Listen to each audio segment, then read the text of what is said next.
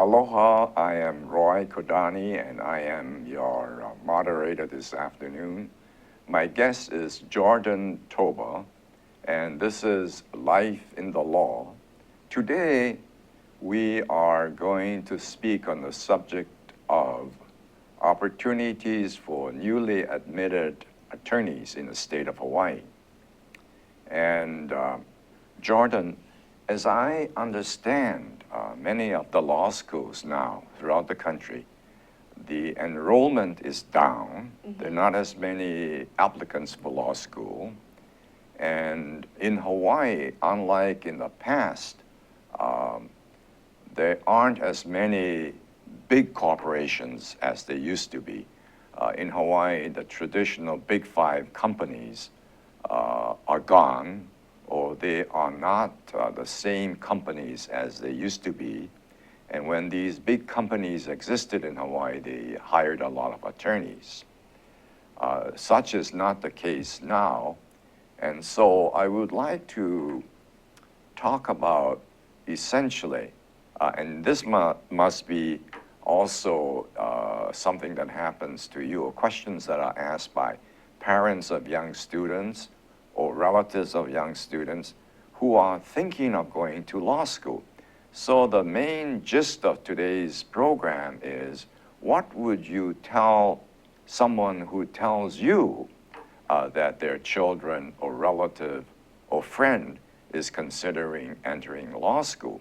But before we do that, can you give us a rundown of your professional background and your educational background? Sure, Roy. I went to Punahou and I graduated in 2006. After that, I went to UH Manoa, graduated in 2010. I did study abroad for a year in Japan, my junior year of college.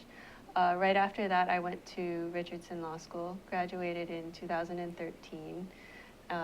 Took the bar immediately after that. Clerked for Judge Leslie Kobayashi in Federal District Court for about 7 months, and then I went to the firm that I'm currently at now, which is Lung Rose Holma. Jordyn, let me ask you, what did you major in college? I majored in psychology, minored in Japanese. Did your major and minor subjects play a part in what your practice now consists of? I believe so. I did I did select psychology as my major, knowing that I did eventually want to go to law school. And so psychology was something that interested me more than I thought it would be something to propel myself into a legal career. It has turned out, though, there are aspects of psychology that definitely play into the practice of law in terms of interacting with people, predicting their reactions. And what college or university did you attend in Japan? It's called Oberlin University. It's associated with the one in Ohio. And you spent a year? Yes. What city did you? It's Machida. It's in Tokyo? Yes. All right. Now, what does what area of law, and there are many different types of law, as we both know, but what area of the law do you concentrate in? So we do civil litigation. We do have a transactional department. Our focus is mostly real estate and construction. And you are a litigator now? Yes, that's correct. And what types of litigation have you handled in the past? My practice has focused mostly on construction litigation, although I do have an assortment of other types of cases as well, ranging from small family disputes to bigger construction cases. In your firm, Jordyn, let me ask you, do you have a mentor that would assist you?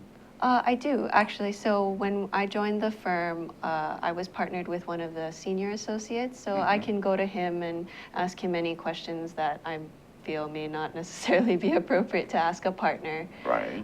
In addition, I think the sense of camaraderie is good in my firm, where I can feel comfortable asking other more senior associates any questions that I have. Is it, if you were to ask questions, again, based on your experience, is it concerning technique in handling a particular dispute, or is it something that you are not quite familiar subject-wise? Both. Both. Yes, it's both to, in my experience, there have been a lot of procedural aspects of the practice of law that weren't necessarily picked up in law school. And so it helps to be able to talk to other associates with more experience, and in terms of strategy and even the rules that we have to follow for the courts. Now, explain to the viewers this afternoon, what is the selection process, at least in your firm, of selecting a young attorney, say after admission to the bar?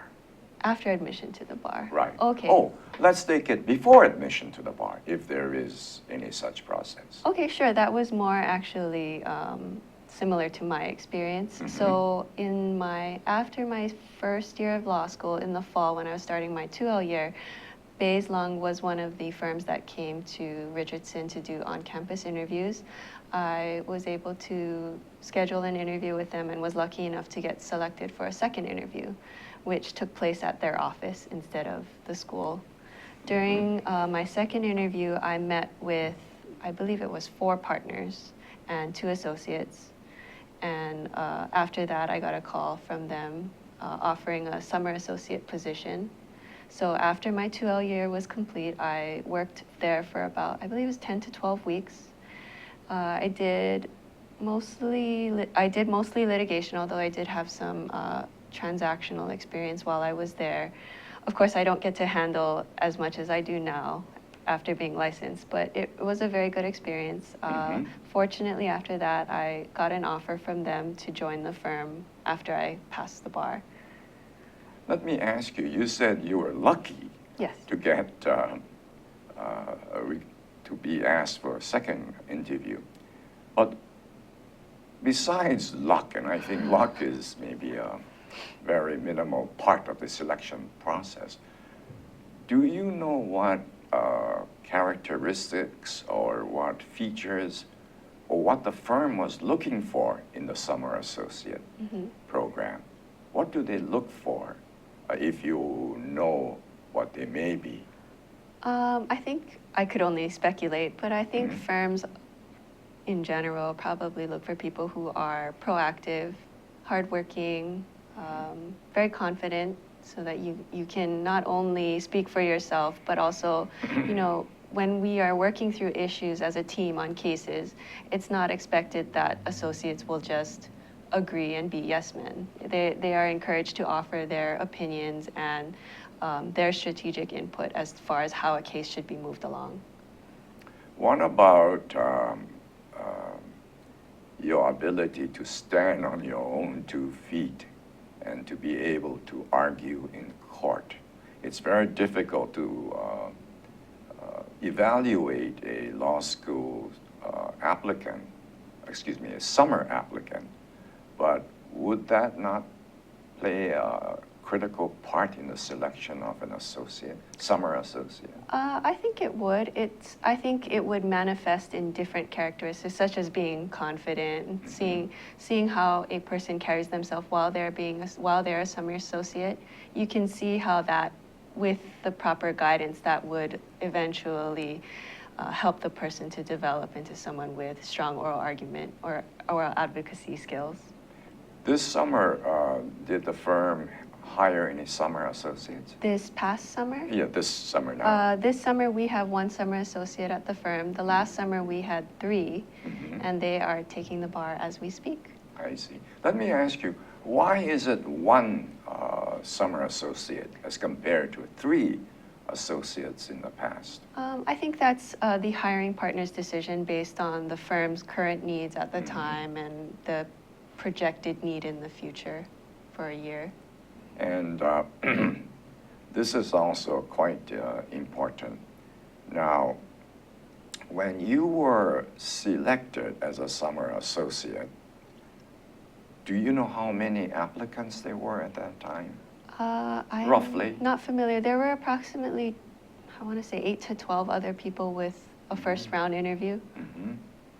And it is my understanding now, Jordyn, that prior to our interview this afternoon, you mentioned that the firm does not send a hiring partner to the mainland law schools. Am I correct? Yes, that recently we have not.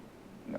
So do the applicants in the mainland law schools, do they appear at the firm or the Honolulu office to interview?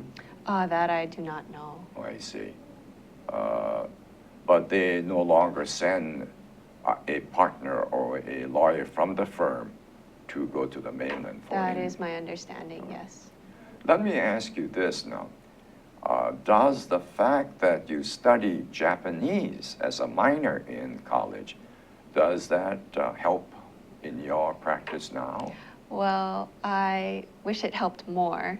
My proficiency has unfortunately gone down since I got back from Japan. And I lived in with a host family while I was there, so the Japanese that I picked up was along the lines of a more casual conversation, not the formal business conversation that would be required at that level. Do you read and write Japanese? I do. I can read a little. I do not write anymore. And are there others in the firm that are Japanese fluent or say other language fluent? Yes, there are. Craig Wagneld, he's a senior partner at the firm. He reads and writes Japanese fluently. He's in the transactional department. Are there other attorneys in the firm that are language fluent? There could be, and I may not know it. One of our associates speaks Korean fluently. Yes. There may be others that I'm just not aware of at this time. All right. Now, let me ask you, it may be a rather sensitive question that I'm going to ask you, but let me ask you this. Are there any advantage or disadvantage for someone who's going to practice in Honolulu to attend Richardson Law School? Oh, absolutely. I believe the answer is absolutely. Because Hawaii and Honolulu is such a tight and small community, I believe going or starting your career, which starts essentially the moment you enter law school, is a great advantage because it seems like firms like to hire people who know the community, who know the culture, know how things work when they're looking for applicants.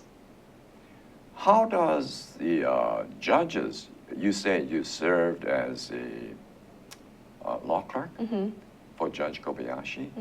How did Judge Kobayashi go about interviewing and hiring a clerk?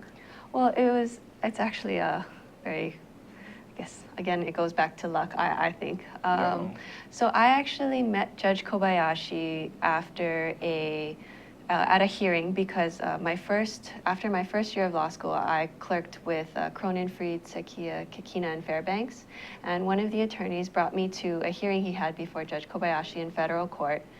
He let me appear on the record, so that's how Judge Kobayashi came to know my name. And after that, actually, she attended a few panels held at the law school. So I kept meeting her, I kept running into her. I very much was interested in externing. So I asked her if she had any openings, and she told me to submit my resume, and I did. So I externed for her, I believe it was the fall of 2012. And then I had already accepted At this time, we'll take a short break. Anyone who might have a question, please feel free to call ThinkTech Hawaii with your question or questions, and we will attempt to answer it the best we can. Thank you. Hi, I'm Donna Blanchard. I'm the host of Center Stage here on ThinkTech Hawaii. Center Stage airs every Wednesday at 2 o'clock, and of course you can check out our archives on YouTube or on ThinkTech Hawaii anytime you like. Why should you do that? Because this is an arts show that I believe is making a difference in lives. We talk with artists of various ilk. We talk with painters and writers, playwrights, novelists, poets, sculptors, dancers, you name it, directors, actors, of course. And we don't only talk about what people do, but we talk about how they do it. And my favorite part of the conversation, we talk about why they do it. And it's really common on this show to hear people say, wow, I didn't think about it that way. And it's very common to hear people afterwards who have seen the show say the same thing. And I hear all the time that people are inspired by the conversations that we have. So why don't you join us and be inspired too? That's Center Stage on Wednesdays at 2 o'clock. We'll see you center stage. Aloha, my name is Josh Green. I'm a senator from the Big Island. I work in the ER there. But on Tuesday afternoons, I get to come and spend 45 minutes to an hour with Jay Fidel and the ThinkTech staff. They're terrific professionals. They help us to bring some of the leading cutting-edge topics here across our state to you. So you can join us at our show on healthcare in Hawaii to talk with leaders from across all the spectrum of health in our state, or you can join us for any other show where we talk about economic development or tourism or some really eclectic programs too. So really, we love to see you here on our show. Thanks for joining us and thanks for supporting us. We are interviewing this afternoon Jordyn Toba, who is with a firm that concentrates in litigation and, I guess, mediation, arbitration. Yes. I would like to talk about your experience as a young woman in the area of litigation, because it is my understanding now that the practice of lawyers in the area of litigation is not as much as it was in the past, or were in the past. Now, for a young woman to practice in the law, in the area of litigation is something that is not quite, how should I say it diplomatically, is not as quite as popular now as it was in the past, because there are more, I think there are more women litigators in the past. I'm not sure as to the statistics, but speaking from your experience in the area of litigation, what are your feelings and thoughts about that area of concentration? About litigation, yes. Personally, I'm enjoying it. I think it presents a new challenge every day, which I find enjoyable. It has me thinking about new issues, new strategies every day. It's not the same thing, which I really appreciate. It definitely has its challenges in terms of fighting an inner battle. It's a lot of work. Inner battle meaning? Well, I guess the balance between outside life, having to work, you know, it is a very demanding job. As a, let's be realistic here now. In the practice of law, litigation is one of the most stressful areas of the law. And for a young woman just out of law school to practice in the area of litigation is something to be complimented or commended. How do you handle the stress factor in the practice? I think it has to do a lot with having support from my firm, first of all. There's a lot of support to be gained from having partners who are willing to trust you with a lot of responsibility on the cases. And when you do something well, it boosts your confidence and makes you want to keep pressing forward in terms of progress. There's also finding a balance, making sure you see your friends, see your family, get out of the office. Sometimes you just reach a point where I've done enough for today. I need to take a break. Many law firms I know, especially large law firms, have a target of billable hours that an associate is expected to work toward.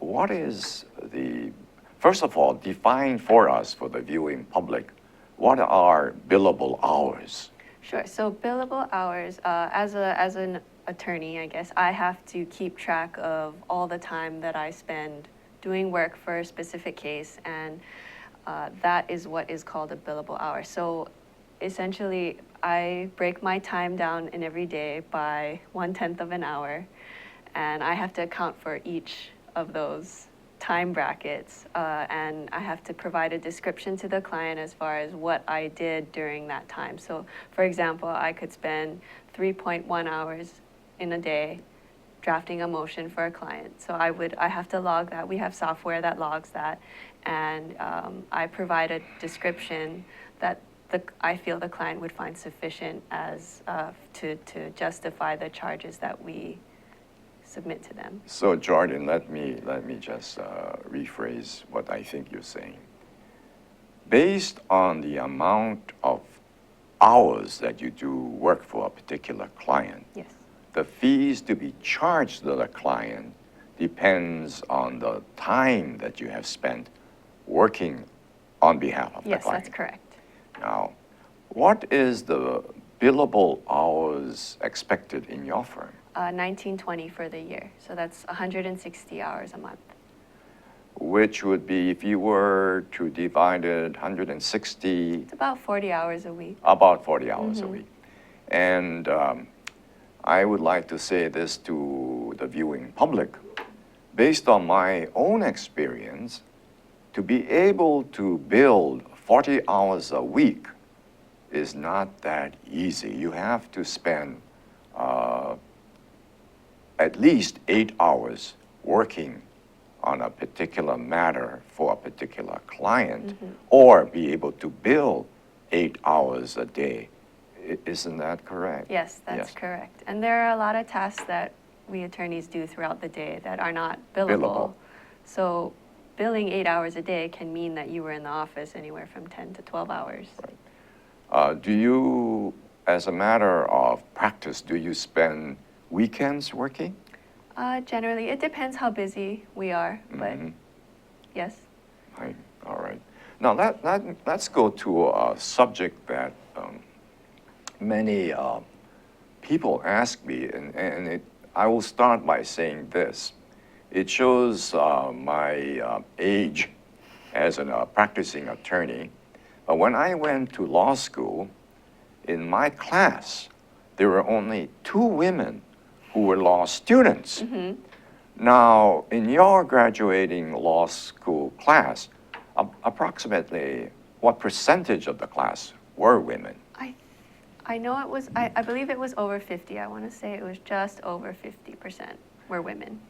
So from your generation, from my generation to your generation, the number of women who have now attended law school have increased quite a bit. Yes. And I actually think Richardson opening as an available law school to the local community Helps. contributed highly to that, yes. I mean, okay. When I go to Japan quite often for work, and when I meet with some of my counterparts, the lawyers in Tokyo, they tell me that the top graduating law students from the law schools are usually women. And so many times when they hire these graduates who have passed the bar, the top 3 or top 5 of the graduating class are usually women. So let me ask you this now. Do you know how many of the students from your graduating class were, say, in the top 10% group? Would you know? Whether they were women? Yeah. I believe they were, actually. I don't know the percentage, the exact percentage, but I do know several women who were in the top 10 of my class. So now not only do we have more women attending law school, but many of the graduating law students who are about to take the bar exam are women. Yes. That's very commendable. It is, yes. Women have been very successful All at right. the law school. Now, based on your experience again, how many of your law school classmates are in private practice as opposed to, say, government practice or corporate practice, or not practicing at all as a lawyer? It's hard to say. Right out of law school, not many of my classmates had private or jobs going to private firms. Many of them clerked for either the state or for the federal district court. But I have to say, within the last year, I've run into many of my classmates, and they've told me that they've recently entered private practice. I don't know the exact percentage, but I think it is increasing. Keep in mind, though, when I went to law school, I think the economy was really bad. So it was a good time for people to go back to school if they wanted to. And I don't think they necessarily went into school thinking they would want to practice law as the end goal. Maybe social work or other types of government jobs. A lot of my classmates studied environmental law. So those don't necessarily involve private practice afterwards, but other organizations that further the purposes they were interested in. So again, to sort of summarize, many of the law school applicants at your time were not necessarily speaking to go out to practice law in the private sector of law. That was my impression. I see. And as you know and I know, many times applicants for law school have other goals in mind when they attend law school. And so this is a good law school training is a good step toward other opportunities in the community. And another difference between your law school applicants and my days as a young law student was that we have now a lot of social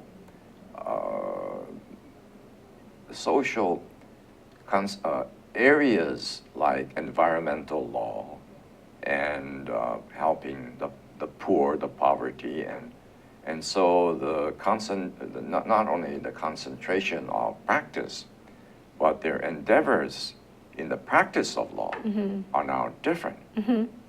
They're more public-minded, and they're more socially minded, and helping the community more than, say, in the past. And so I think that's also commendable for the young lawyers from your time as opposed to my time. Now, to maintain your professionalism, are there any requirements to maintain such a professionalism Yes, so we in have Hawaii? Yes, so we have to take CLEs, which are continuing legal education courses. They focus on the ethics to make sure us lawyers keep up our ethical conduct. And I believe the requirement is 3 credits a year. 1 credit is the equivalent of an hour-long class. Jordyn, Yeah. again, it shows the difference between your time and my time. My time in law school, we didn't even have ethics as a course. And then when I took the bar, there weren't any questions on ethics. Do they have question on ethics when you take the bar They exam do. now? I believe they have 15 questions. 15 questions? Yes, based on Hawaii's rules of professional conduct, which differs slightly from the national rules. Isn't that a sort of reflection on the nature of the practice of law when I'd we say have so. so many credits that we need, or many questions that need to be answered on ethics? Is there a difference in the I don't know if it's lawyers now? indicative of that, but I think it's just how the law has progressed and how, I guess, the values of a current attorney has developed. I find that sort of ironic, but it's not for me to decide how many bar questions should be asked on ethics. But it is a large number of questions to ask. Well, to be fair, they have added other legal topics too, like Such as? So this year, actually, civil procedure was always tested as an essay topic, but this year they added it as a multiple choice topic too. So it's not just the ethics portion that has expanded. It's the bar exam is constantly developing how to test attorneys. We are going to take another break at this moment, at this time. And again, if you have questions, please do not hesitate. Please call ThinkTech Hawaii, and we'll be happy to answer any question you may have. Thank you again. Aloha, my name is Jim Sean, and I'm host of a show called Education Movers, Shakers, and Reformers. Each week, live streaming at noon on ThinkTech Hawaii, we interview people who have special insights into education, from early education through K-12, all the way through higher education and beyond. Both public and private are areas we're interested in. We dig deeper. We try to find out what it's really like to be involved in making change, advocating for it, how you reform, what people's philosophies are in reforming it. As I said, we're live streaming every Wednesday at noon on ThinkTech Hawaii. And later on, you can find these interviews on YouTube and on the Hawaii Educational Policy Center website. We hope you join us as many times as possible. Aloha. We are back again. My guest this afternoon is Jordyn Toba. Jordyn, before we got off on a break, you mentioned civil procedure. Yes. Could you explain to the public what civil procedure is? So in a nutshell, civil Yeah. procedure is, there are a set of rules. Hawaii has its own set of rules. The federal courts have their own set of rules called the Rules of Civil Procedure. And they set forth basically the material guidelines that attorneys need to take a case from its initiation with the filing of the complaint to the end of trial and getting a judgment. They set forth specific deadlines that parties need to file motions and or responses, and they just provide a good guideline as far as how to move a case along, and in terms of what attorneys can and cannot do to do that as well. What did you say before we got off? There are more questions now on civil procedure in exam? Yes, I believe, if my memory serves me correctly, there's a multiple choice section to the bar exam. It's two parts of 100 questions each, and they test the exam takers on, I believe it's criminal law and procedure. What is the other? I'm sorry, real property, contracts, and Roy, can you help me with the other ones? They're the big ones. You mean like torts? Torts, Yes. personal. Yes. Torts And is personal injury. Personal injury, yes. And so civil procedure was not tested based on multiple choice questions previous to this year, but now they recently added it. What about real property, which is so important in Yes, Hawaii? real property is on there. Real property is an essay question or Both. multiple? Oh. Both. So as far as the essays go, I believe Hawaii selects 7 essay topics, and I believe it's out of 14 that are fair game for the bar exam. Fair game meaning? Fair game meaning you need to study them, but they may not necessarily be on the test.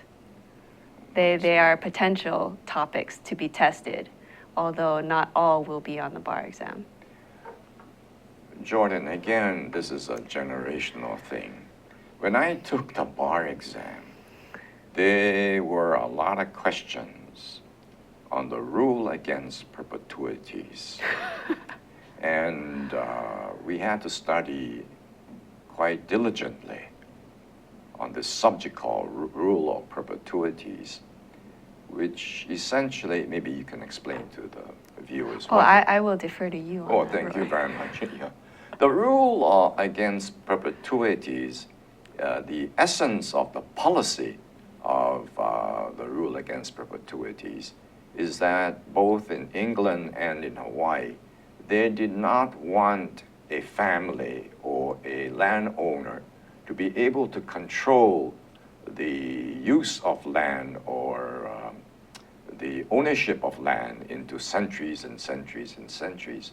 So essentially, it is computed as the life of a person plus 21 years. So in Hawaii, a few years ago, the rule of perpetuities came into play with the Camel estate, when the last of the person who was the person that was 21 years and whatever died. Now, let me ask you, did you have questions on the rule against perpetuities in your bar exam? It was not an essay question, but I believe there were a few multiple choice questions on it. Yes. The difficulty with the rule against perpetuities is that you need to count and be able to figure out mathematically, as well as other factors, as to what, whether it has violated the rule of against perpetuities or not. Yes. Now, what I think I'm trying to get to is this. The exam questions changes generationally. My time, there might be more concentration of questions on land law. And now, I guess there are other areas. I guess in my time, there wasn't any environmental questions. But do you have environmental questions now? I don't believe so, no. That's not a topic tested on the Hawaii bar exam yet. Yet. I see. Now, let's try to get to other questions here.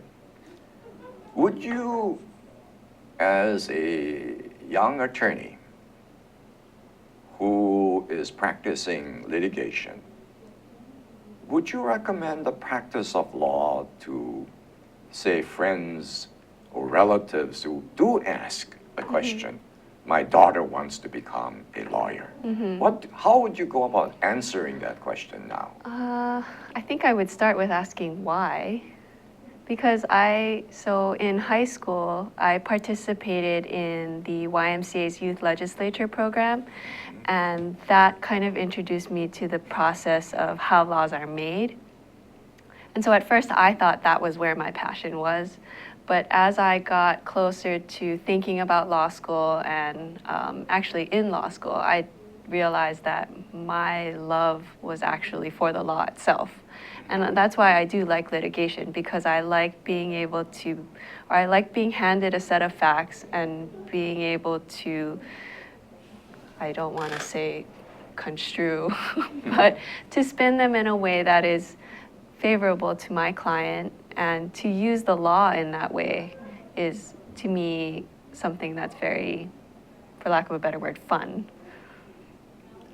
So I would ask them, I would ask anyone why they are interested in going into the law. And because litigation is a very, as you mentioned, a very demanding practice, you have to have, I guess, an interest that is so strong that it makes all the stress and the hours worth it.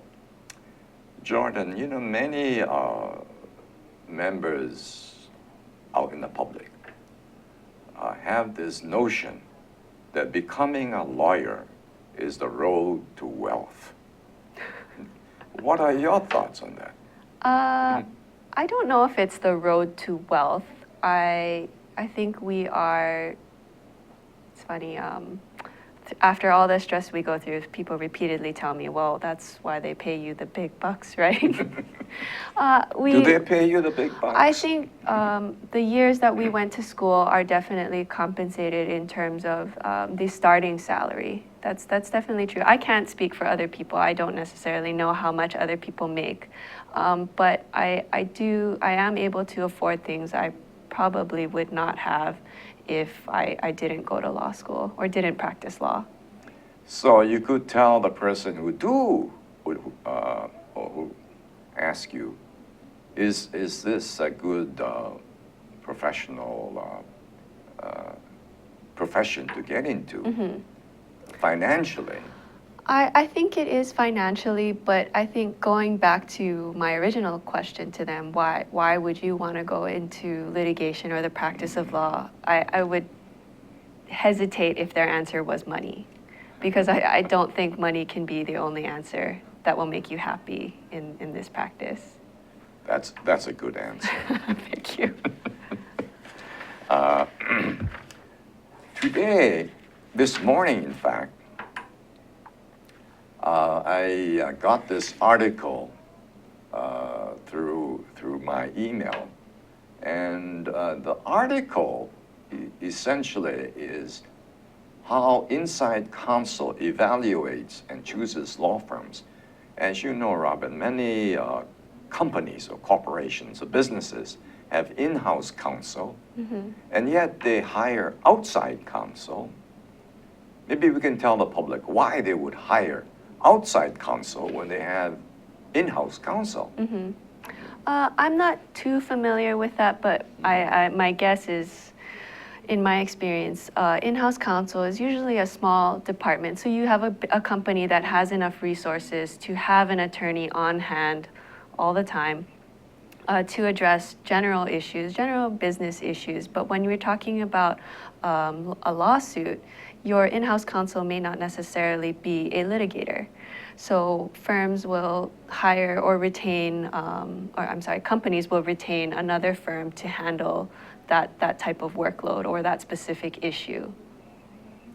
Jordyn, it was a real pleasure to have you as a guest. Thank you, Roy. And maybe in the future we'll have you back again and we can explore other areas of the law. But thank you very much for appearing as my guest this afternoon. Thank you for having me. Thank you very much. And if you have questions, please contact ThinkTech Hawaii. Thank you very much.